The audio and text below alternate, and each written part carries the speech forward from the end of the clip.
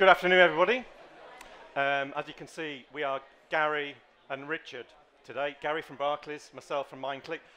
Gary has got the bigger avatar, so unfortunately that does mean by default he will do most of the talking. Thank you, Gary. I met Gary last year as our partnership as part of the Barclays Supplier Forum for e-learning. And very early on in the conversations I had with Gary, I recognise a different type of individual.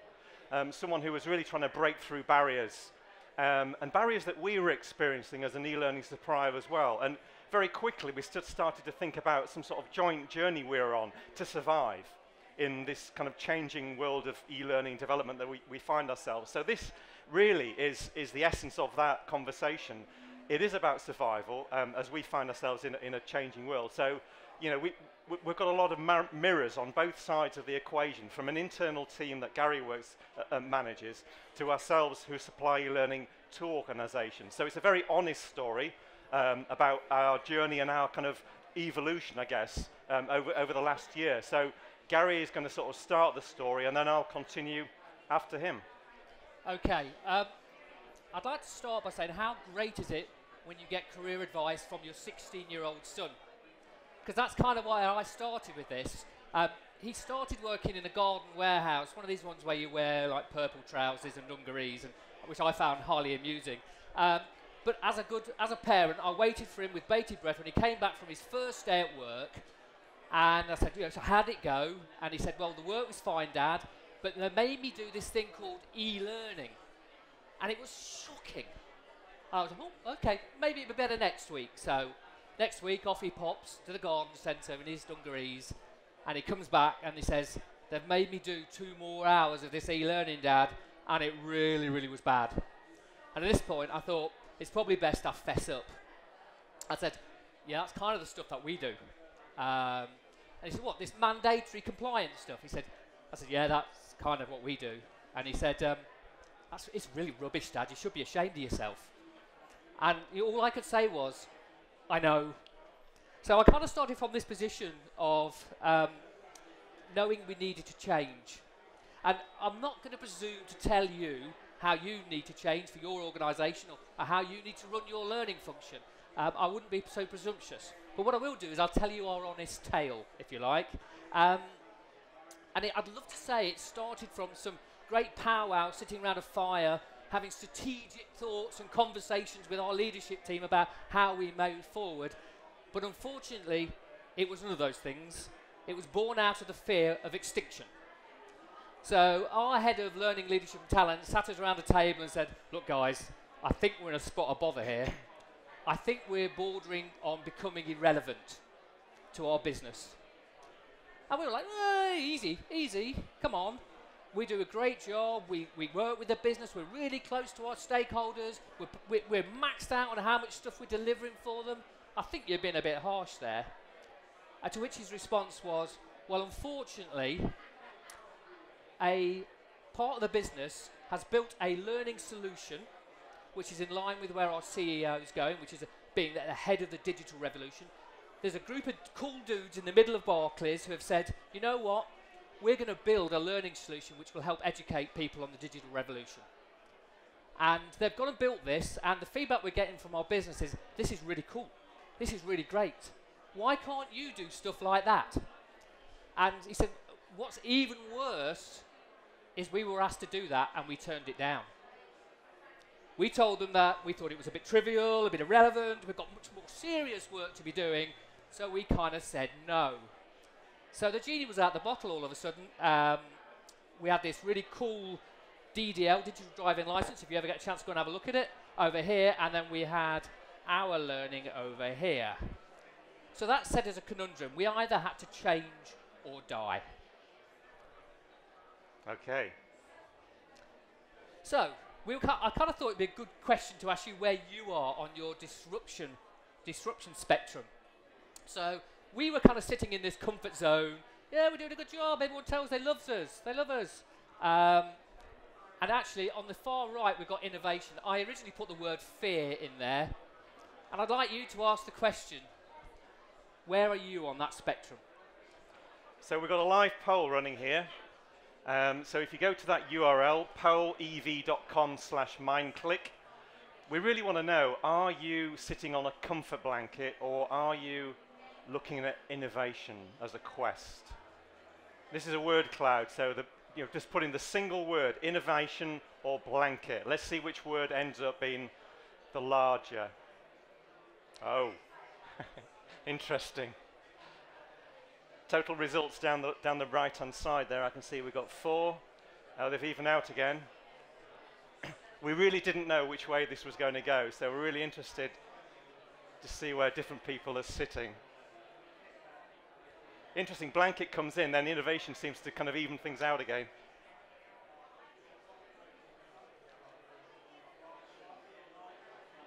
There's a nice evenness kind of going through here, which I'm quite encouraged by, actually. Let's get to about 30 responses. I think it's 50-50, Gary. I think so. I think that's really encouraging, actually. So thank you for that. We can maybe come back to that a bit later on. Now, from our perspective as an e-learning supplier, we've been on a similar journey. You may ask, what relevance is this quote? If anyone knows the film, With Nell and I, one of my favourite films, you love it or hate it.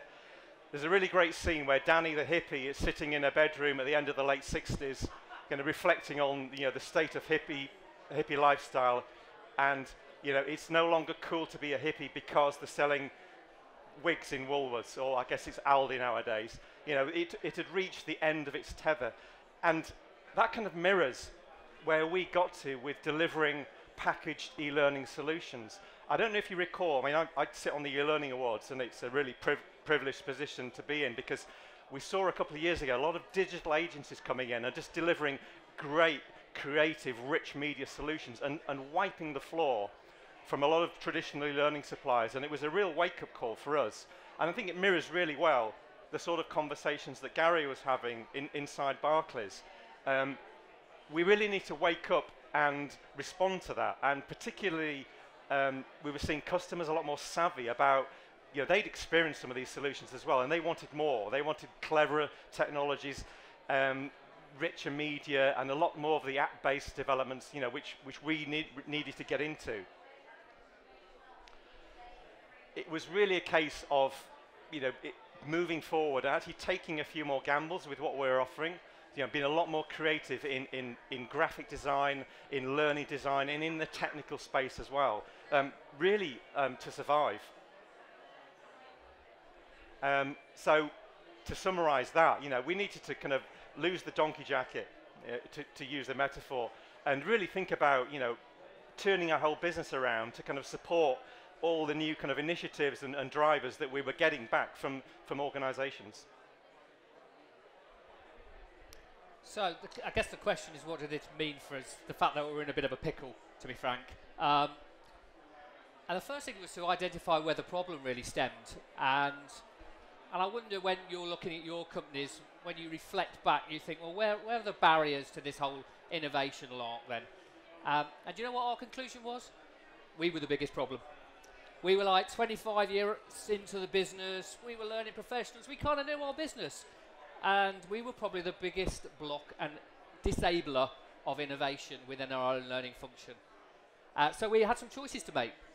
We either changed the way we looked at the world, i.e. we needed a shift in our paradigm, or we will end up staying in the comfort zone. So, and this is when it kind of got really exciting for me, because we decided we needed to upskill ourselves on what the digital revolution is all about. Because frankly, the only thing I knew about the digital revolution is what my children tell me about when they're not giving me feedback. And so we went on a program of events with a company called Freeformers. Now, when I started training, you were taught by probably some old crusty like me who'd stand in the front and talk to you about what you needed to do. And now I'm being trained by 18-year-olds who are teaching me how to create apps, how to do digital marketing on Facebook, how to create software, what's the process for software creation, which is all pretty foreign to me, if I've got to be fairly honest. So suddenly our whole leadership team was going through this process where we were being trained by basically my children. And it was a fascinating experience for all of us, because suddenly I was starting to see the world through their eyes, and it was really, really revealing, if you like. So on the one side, we had to sort ourselves out, and the other side, we had to start surrounding ourselves with better people. I think what we had done is we'd had long-term relationships where huge amounts of trust had been built with our e-learning suppliers and our learning partners, but they were almost part of the problem too. So we had to make new friends, if you like. So suddenly we would make new friends with e-learning partners such as MindClick, who had a similar mentality as we did. But we'd also go out and let's go and play with some new people. Let's go and play with digital marketing companies and see what they can bring to our party. Let's go and talk to companies who specialise in user experience and see what they can show us. So really, it was a voyage of discovery, I guess, but one that we needed to make if we were going to put ourselves in a position where we could change. And that was probably the biggest thing that we did. And when you start talking about people like Open University, these guys have been doing it for years, and they're doing some really, really cool stuff. But we never thought about talking to them in the past. Again, there are mirrors across to our organisation as well. I mean, from what Gary said, you know, the internal capability of some of the teams that we work with is astounding now. So it's less about just delivering packaged solutions. It's more about really meeting with these internal teams and dovetailing in with them in lots of different ways, because they're very savvy about what they do. We need to innovate. You know, we need to get into the app space. You know, this is, you know, compete with the agencies. I mean, I count myself as one of the old crusties as well, but, you know, it has been a learning curve for us as a supplier as well. And you've got to move fast. So, yeah, innovation has been absolutely critical for us. And I guess behind that is the whole concept of, you know, what we're all talking about, which is breaking learning down into more campaign-driven material, you know, nuggets of learning which kind of filter into an organization at the point of need.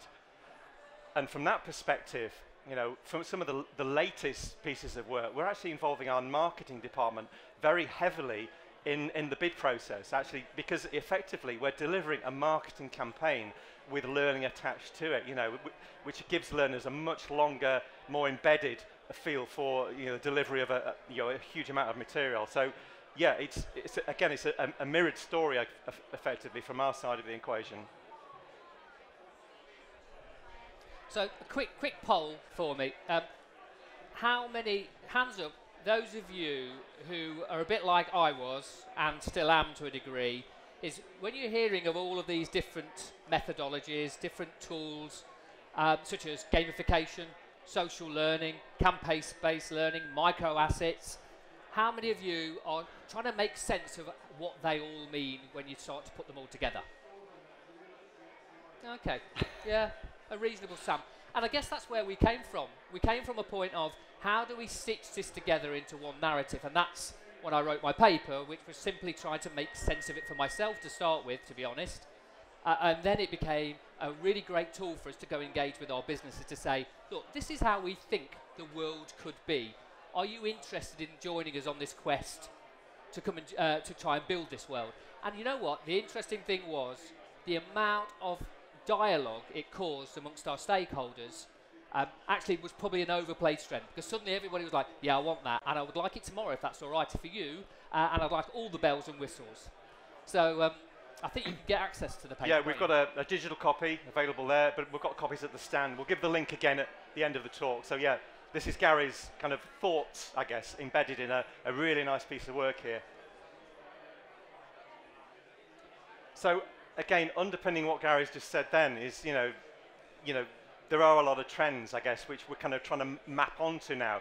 The concept of the learner becoming a player is something that we've been doing a fair amount of work on, and trying to find some solid evidence that, you know, the gamification and game-based concepts are going to really work.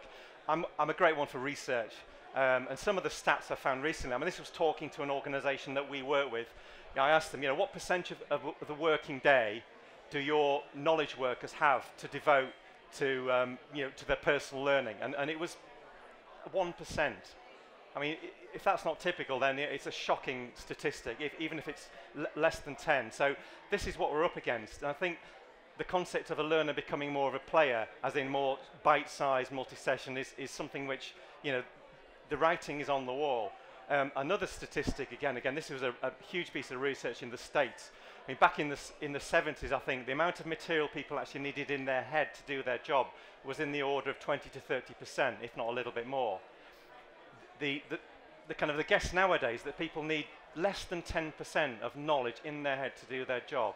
You know, the rest of it has to be available at the point of need.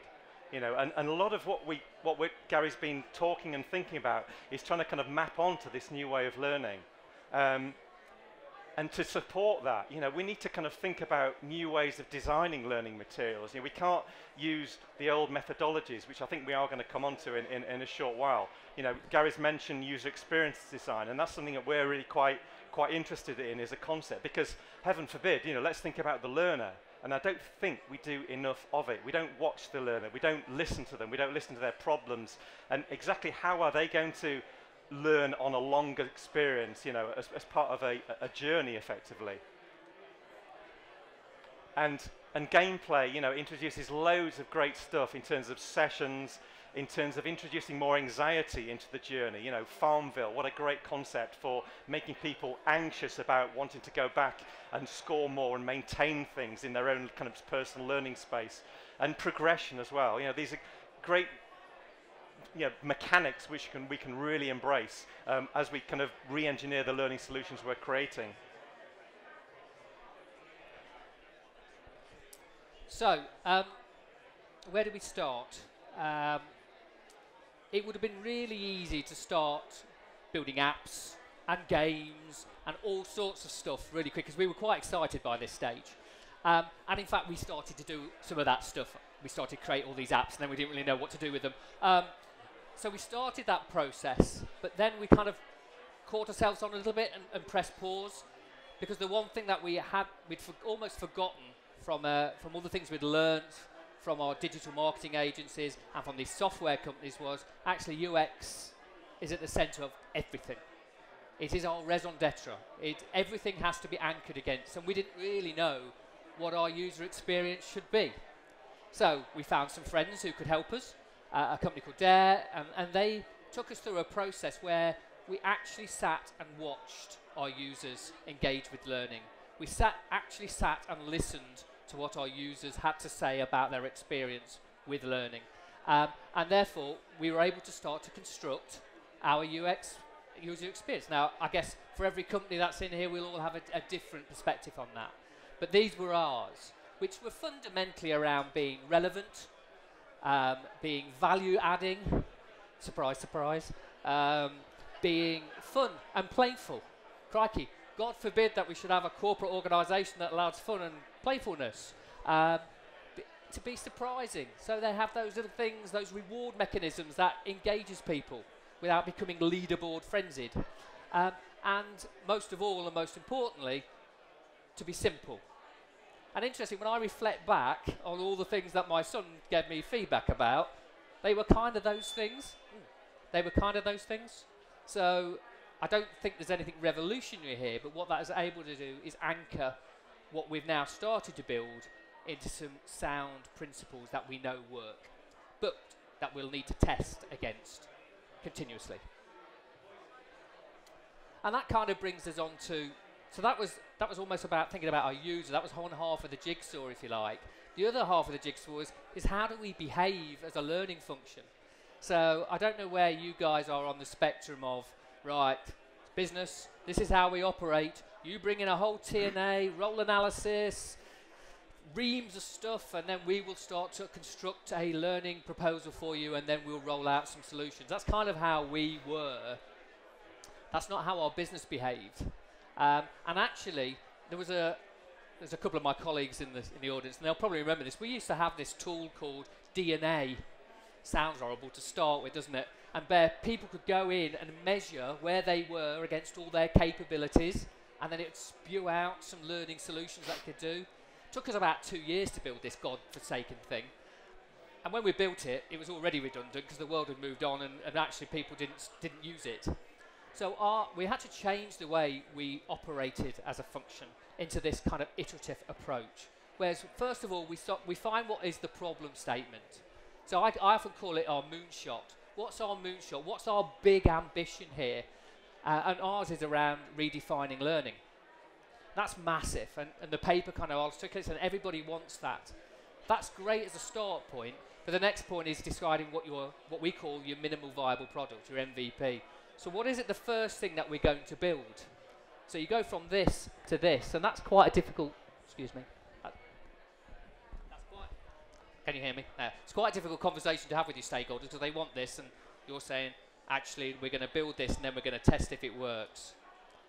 So we go through this more iterative approach of find out what our MVP is, design it, prototype it, test it with users, get the feedback, reiterate, test it, and then launch. And that's a massive shift for us. Those of you who work like I did was, I need to know what the finished product's going to look like before I start building. This is completely the other way. But actually, for me, personally, I love it. Because I'm not committing to some grand, big scheme that I'm not sure is going to work. What I am committing to is the first step. So we often talk about, we want to build a bike, but we're going to start with a skateboard. Now, Gary described this kind of process that he developed internally to us, and it rang true because, I mean, one of the biggest game projects that we worked on last year, I mean, it was a huge piece of work. From the outset, I knew that the traditional ADDIE model of design was just going to be too rigorous, and we weren't going to be able to kind of iterate through a prototype early enough to test this kind of completely new way of delivering learning. So internally, we thought about a more agile process, which really does mirror what Gary's trying to achieve, you know, inside his organization. So a big brainstorm at the start is what we started this whole process with, involving learners. You know, again, heaven forbid, you know, involve the learners at this stage. What do they actually want? You know, how are they actually going to use this tool? I mean, this was a fire safety course, you know, so it was quite a challenge in terms of content as well. But, you know, with game design, you know, you're taking so many gambles with mechanics and scoring and levels. We actually made a paper version as well, actually played it on a desk. Within 5 minutes, people were on their phones. We thought, well, they're getting bored, so change it. People were hitting roadblocks. We had 6 rules at the start in the game.